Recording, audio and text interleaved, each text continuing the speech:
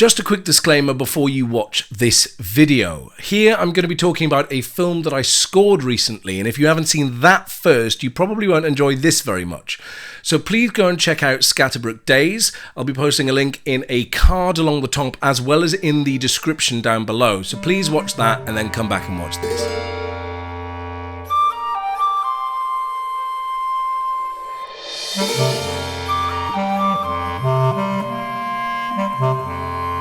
In February of this year, I went to Gallifrey 1, a great Doctor Who convention in Los Angeles with the Dr. Puppet crew, where we were representing the completion of our series.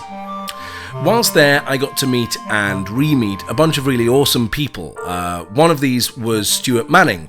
If you aren't familiar with Stuart's work, you really should be. He's a fantastic graphic designer, photographer, writer. Actually, I have some of Stuart's work here. That's one of his posters for the Happiness Patrol. Go and check out his website. He's awesome, and you can buy prints and stuff of his work. Really cool stuff. We chatted, of course, about Doctor Who, but on a variety of different subjects. Design, writing, music, over dinner and drinks. And when we both returned to the UK, we discussed collaborating. And Stuart told me about his plans to produce a Wurzel Gummidge film as a 40th anniversary tribute. Now, if you don't know what Wurzel Gummidge is, I suggest a quick Google to find out more. But in short, Wurzel Gummidge was a children's television programme produced for ITV in the 70s, based on a series of books about a scarecrow that comes to life and has adventures with children. The show starred John Pertwee as the titular Wurzel and ran for 4 series between 1979 and 1981, before being picked up by a production company in New Zealand who produced a further 2 series for Channel 4. Stuart sent me the script, which I loved, and it was agreed that I would provide music for the film.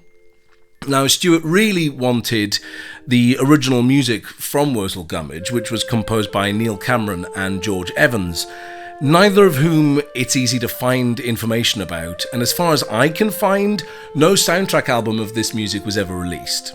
So I was tasked with recreating the music by ear. Stuart sent me some clips from the show that featured the themes he wanted, and I set about figuring out the notes and playing them into Logic.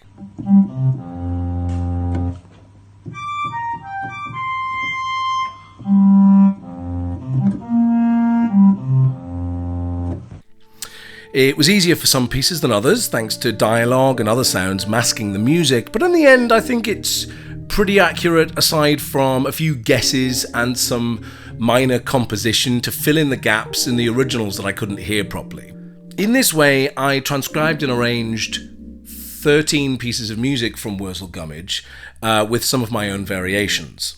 We had enough money to hire 3 musicians, so I notated the parts for flute, bass clarinet and trumpet and performed the rest myself.